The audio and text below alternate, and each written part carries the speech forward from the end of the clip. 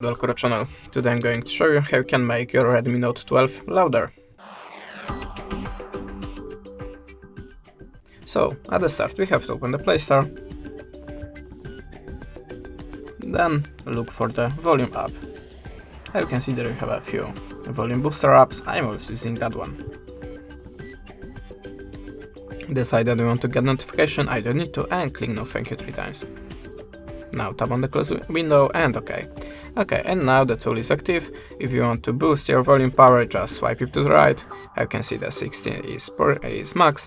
And if you go back, the tool is still active in the background. If you want to disable it, just open the background apps, choose the volume booster and choose the stop service. Click OK, and that's it. Thanks for watching, leave us a subscribe, recommend, and goodbye.